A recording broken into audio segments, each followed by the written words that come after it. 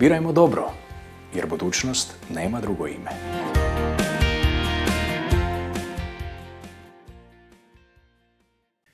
Poštovane gledateljice, poštovani gledatelji, lijepi vam pozdrav u još jednoj Bijeloj kronici. Moja današnja gošća inače je na mome mjestu kao voditeljica, no danas je ona ta koja će biti ispitivana. Nećemo baviti se nekim teškim ispitivanjima, govorit ćemo o njezinom radu, velikom doprinosu u zbližavanju naše iseljene Hrvatske i domovinske Hrvatske, ili, reći ćemo to tako, spajanjem raznih dijelova u jednu cjelinu. Nikako da se to spajanje dogodi u potpunosti. Ima svoje dinamike. Ponekad je ta razdaljina među dijelovima velika, no ponekad i s trudom, između ostaloga i moje gošće, ona se smanjuje.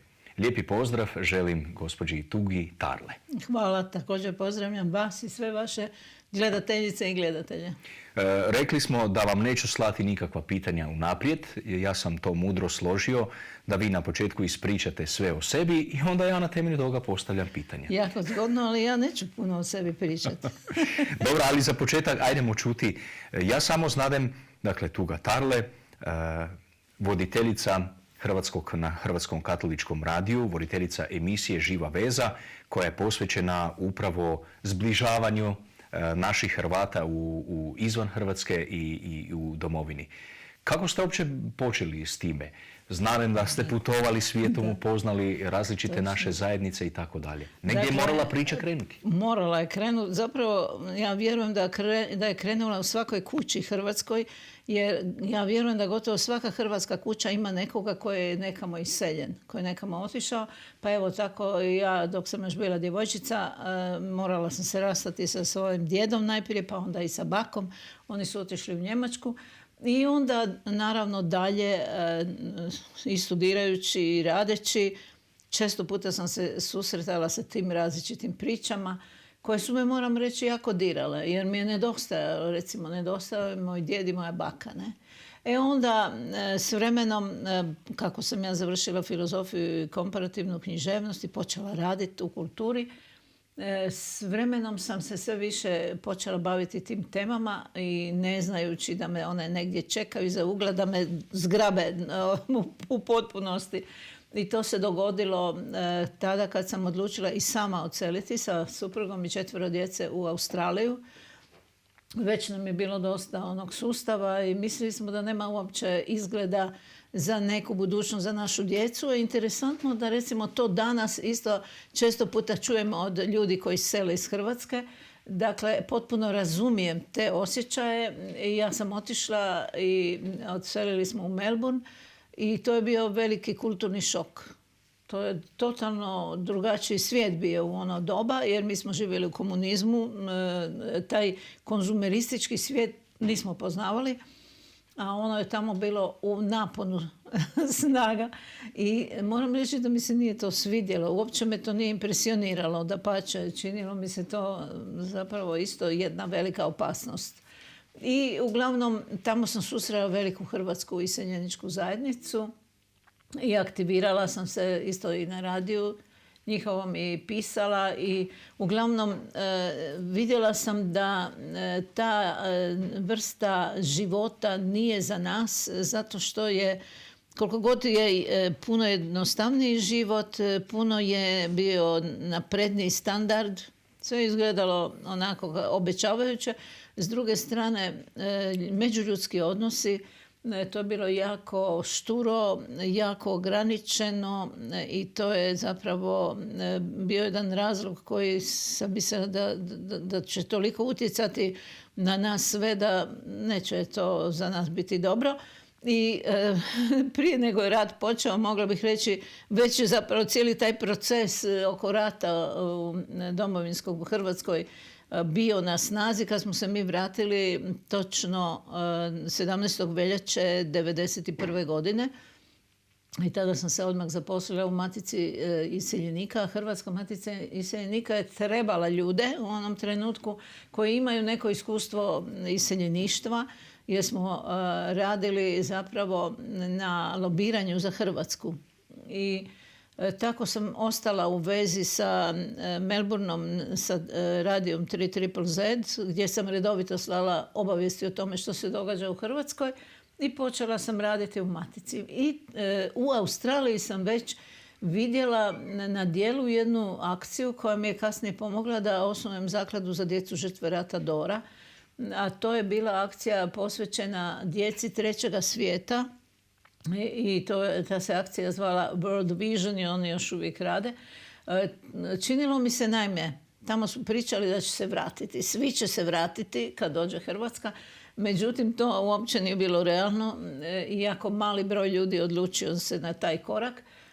Dakle, znala sam da će oni zapravo prihvatiti nešto gdje oni mogu pokazati svoju suosjećajnost i volju da pomognu Hrvatskoj, da će se tako bolje osjećati, da tako velim, jer će ispuniti si taj smisao veze sa Hrvatskom.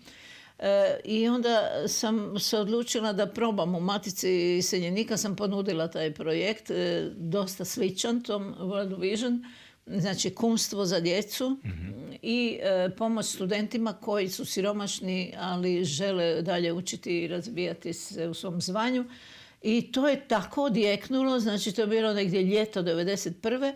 Jednostavno me zasulo pismima sa svih strana, trebalo je organizirati neki minijaturni ured i početi odgovarati na te stvari i tako se zapravo razvila ta zaklada. Tu su s jedne strane dolazili oni koji su trebali pomoć, a s druge strane oni koji su nudili pomoć. I ja sam se osjećala doslovno, da vam kažem, kao na raskršću koji promet uređuje. Znači, samo otvorenih ušiju i očiju što se događa, povezivati ljude koji nude sa onima koji trebaju. I tu su se događala čuda pred mojim očima. O tome bi trebala jednom knjigu napisati ako ikad stignem. Ali to je bilo nevjerojatno bogato ljudsko iskustvo. Ne bi se, mislim, jednostavno ničim dalo usporediti. Ja sam majka 4 djece, roditi dijete, pomoći mu da postane čovjek, to je ogromna stvar, veliki zadatak. A ovo je bilo, da tako kažem, još kruna cijeloga toga iskustva, jer zapravo svi su oni bili na neki način moja djeca. I tu je bilo stvarno prekrasnih životnih priča. S mnogima sam još uvijek u vezi. I to je tako trajalo. Onda sam vidjela da je zapravo nastala jedna čudna situacija. U Hrvatskoj je naime postalo puno novih organizacija lokalnih bez nekog iskustva. A dolazile su i ove izvana. Te izvana su imale svakakve isto kombinacije, često puta ne baš moralno utemeljene.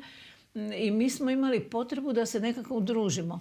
I onda smo se sastajali više puta, ali ja sam imala jedno lijepo iskustvo iz Amerike, gdje sam sudjelovala u jednom programu gdje su mi pokazali kako funkcionira asocijacija humanitarnih organizacija.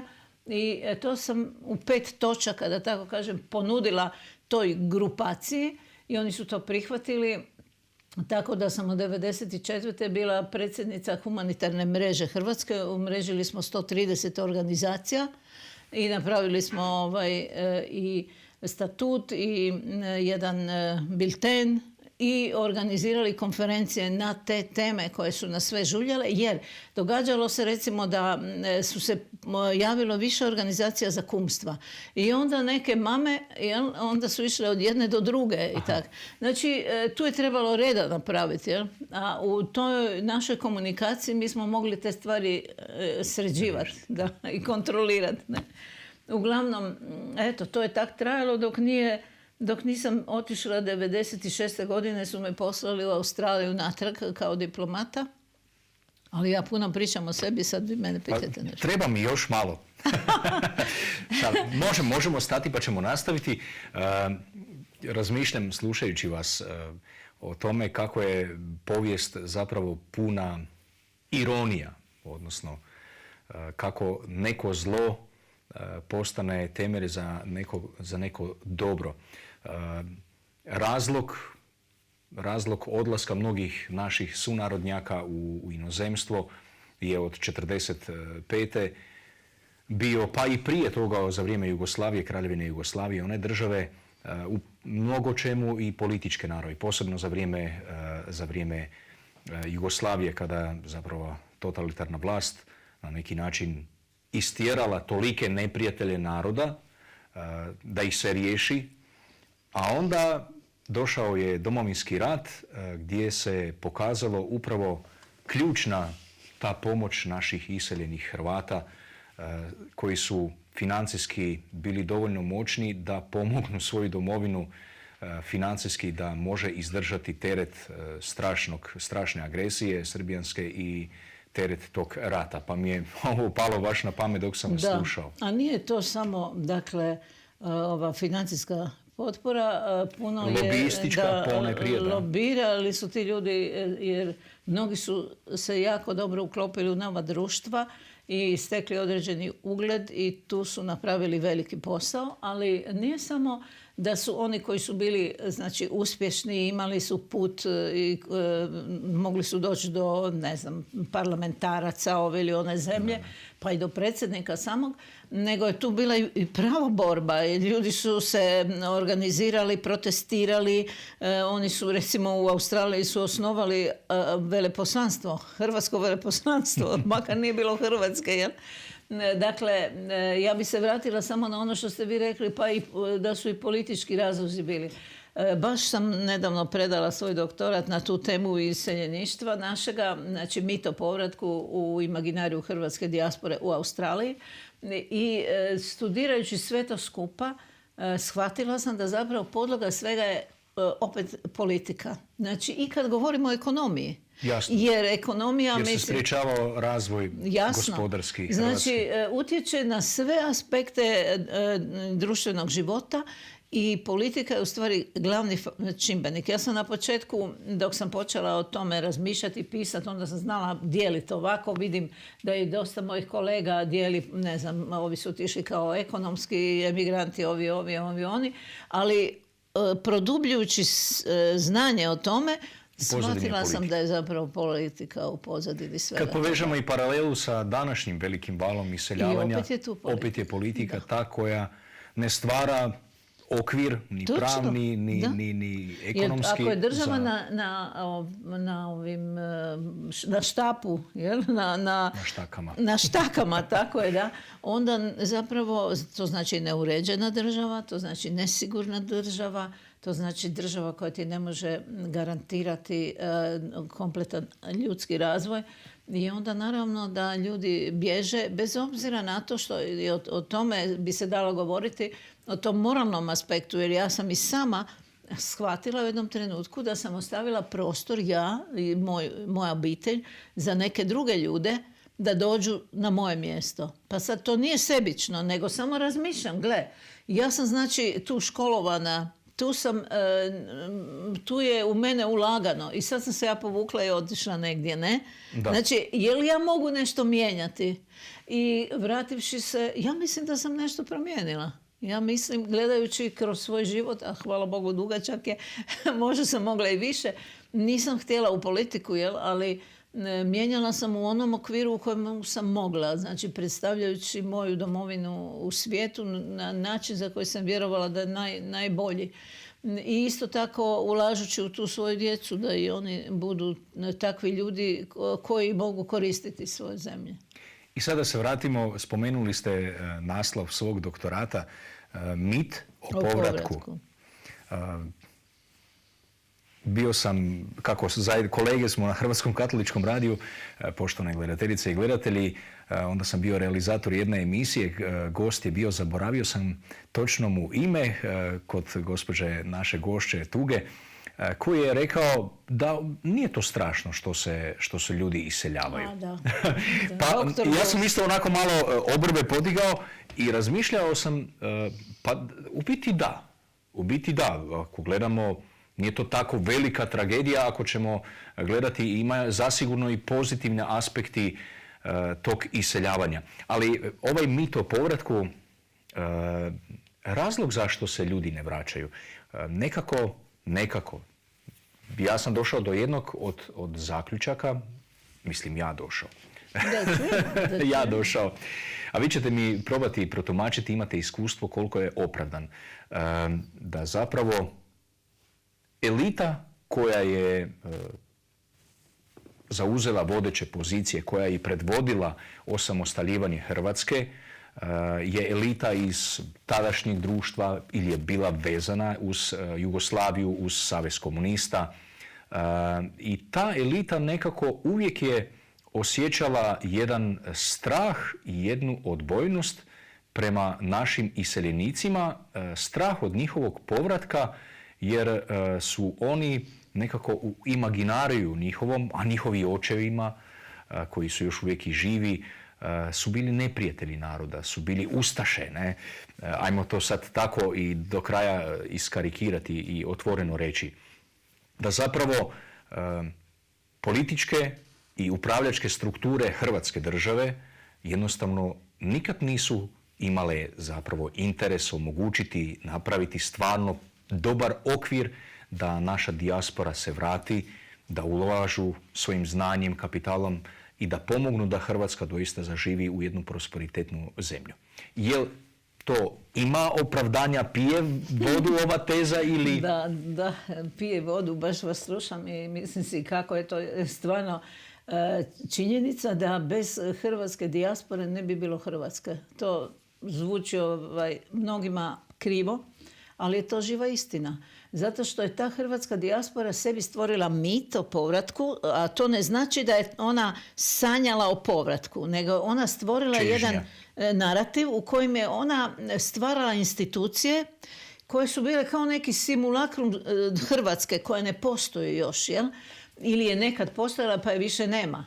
Znači, oni su živjeli u tome i sve svoje snage su u to ulagali, čak nisu recimo se uključivali u onom drugom društvu, pogotovo gledajući sad Australiju, znači u mainstream se nisu uključivali niti političkim aktivnostima, niti više u socijalnom smislu, nego su se uvijek vraćali u tu, najčešće oko crkvi, oko ovih naših katoličkih misija, jel? Identitetske točke. Da, u te točke i tu su se držali skupa i razvijali su i radili su na toj ideji da se Hrvatska realizira, da postane slobodna i neovisna i da se izvuče iz te Jugoslavije. Naši doma su bili puno veći spavači. To je i razumljivo jer oni koje intelektualce je pomelo u nekoliko navrata taj politički sustav, ne? Tako da su koji su osjećali nekakvu ljubav prema domovini, imali izraženije. Da. Oni koji su živjeli taj narativ Jugoslavije. I koji su bili na neki način opasni, da. I onda oni van. I zato je ta snaga iseljeništva na neki način opasna ovim strukturama koje su se samo presvukle mnogi, jer mnogi su se prisvukli ka Banicu i tu su. A kad pogledate malo taj kontinuitet od kud su došli, jer tako onda vidimo zapravo jedan način razmišljanja, jedan svjetonazor i tako dalje koji ima taj pravac koji je naslijedio iz Jugoslavije i naravno da oni osjećaju određeni strah od tih iseljenika, a iseljeništvo se jako razočaralo i oni su imali kratko vrijeme ministarstvo iseljeništva, pa onda useljeništva, pa onda opet... Broj zastupnika u Saboru sa 11 je srezan na 3. Tako da oni jednostavno kao tobože mogu glasovati, ali vi glasujete kad ste 5000 km udaljeni od mjesta gdje možete glasovati, ne? Znači ništa od toga. I tu je ta veza koja je kratko trajala i bila intenzivna i nažalost ja sam je gledala neposredno, bilo je svega, hoću reći, bilo je naših koji su dolazili doslovno po novac i koji su koristili taj... Jeste vi bili tamo kad su se čekovi u Australiji da, bila za vrijeme... sam, predsjednika Mesića? Bila sam, sve sam gledala svojim očima. Dakle, naravno da se onda ispraznio taj neki lijepi osjećaj prema Hrvatskoj, ali i bez toga teško bi bilo vraćati se kad već imate obitelj, imate djecu, imate unuke i stvorili ste tamo neki kapital i tako. Međutim, to ne znači da Hrvatska bi trebala dići ruke od svojega iseljeništva. Kad bi Hrvatska imala uopće jedan projekt razvoja na više područja, recimo, to mora biti od prometa do energije, do organizacije, poticanja recimo obitelji, osiguravanja mladim ljudima nekih osnovnih uvjeta da stvaraju obitelj. Jer kad bi to postojao jedan plan koji bi bio stvarno utemeljen na zdravim nogama, onda bi puno i onih koji mogu nešto pridonijeti, a i žele sami stvarati svoj kapital, jer tu ne smijemo biti tako romantični da mislimo da će oni doći i staviti novac na stol, nego i oni hoće zaraditi jer su biznismeni. Jel? Prema tome, vjerujem da bi onda bilo puno drugačije. Uostalom, mi imamo primjer Irske, ne? I vidimo da je to moguće. Pa i Poljske. Iz Poljske ulaskom u Europsku uniju otišao veliki broj mahom u Englesku, a koji se sada vraćaju ponovno u Poljsku i s kapitalom i sa znanjem i jednim širim pregledom i zapravo obogaćuju, stvaraju novu suvremenu Poljsku koja postaje jaka. Ali vidite, vi ste spomenuli tog doktora Gosa, koji je bio moj gost. Ja pak ne bih se baš s njim tako jednostavno složila, zato što s jedne strane potrebno je da ljudi idu i iskuse to svijet da iskuse, ali s druge strane mi imamo ogromno pražnjenje prostora. Zemlja bez jasno definiranih granica, bez populacije, bez stanovništva, bez reguliranog strukture koja vodi, jednostavno nema baš budućnosti. Da, tu treba ozbiljne zaokrete napraviti, ozbiljne reforme poduzeti. Razgovarao sam jednom prilikom sa Zdravkom Mršićem, našim prvim ministrom vanjskih poslova, pa mi je tako u razgovoru spomenuo da državu čine državom 3 stvari. Prostor, ljudi i institucije. Mi prostor se ispraznio lagano, još uvijek ga imamo, iako nigdje nema definiranih granica sa svima. I 4. je granica, a ni granica nije do kraja definirana. Tako da smo na vrlo, vrlo skliskom terenu. No, nećemo završiti, imamo još nekoliko minuta do kraja emisije, nećemo završiti s ovakvim pesimizmom. To nije pesimizam, to je realizam. Realizam, ajde. Nećemo završiti sa ovim krutim realizmom, ajmo se zadržati u nekakvoj optimizmu i nadi. Što po vama bi bilo potrebno nekako učiniti najhitnije?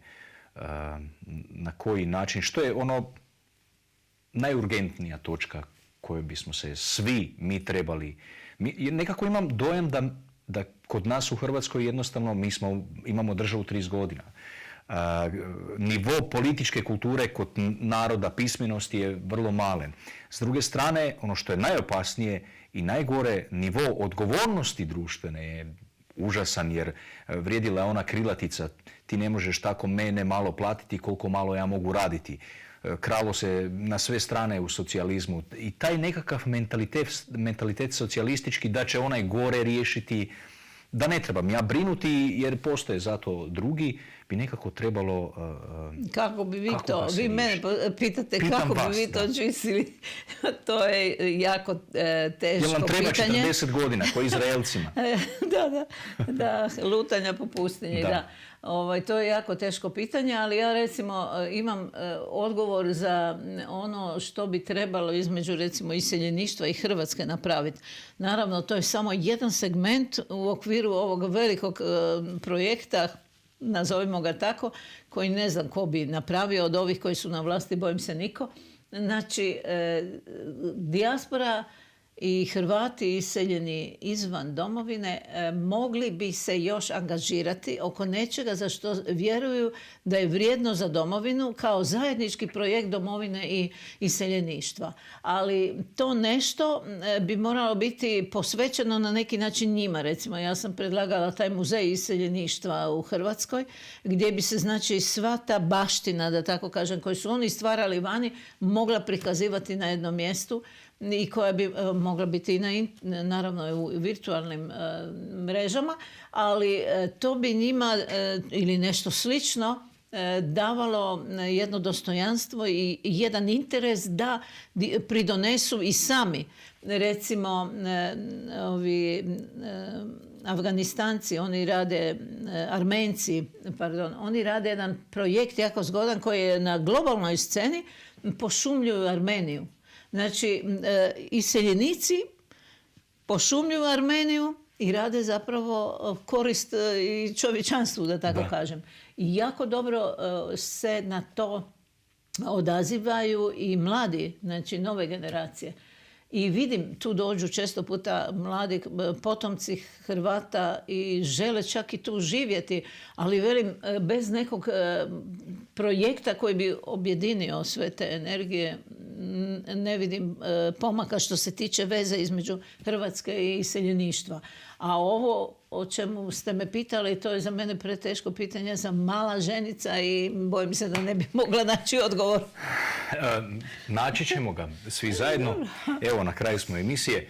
Poštovane gledateljice, poštovani gledatelji, hvala vam lijepa na pozornosti. Puno toga smo otvorili, više otvorili nego zatvorili, ali nadamo se da smo vas potaknuli da razmišljate pozitivno, da uviđate kolike perspektive postoje i preostaje nam jedino važno, a to je da biramo dobro jer budućnost nema drugo ime. I da sami napravite što god možete za boljitak Hrvatske, zar ne? A gospođu našu gošću Tugu Tarle možete slušati svake subote u 11 sati i 10 minuta na programu Hrvatskog katoličkog radija. Lijepi vam pozdrav.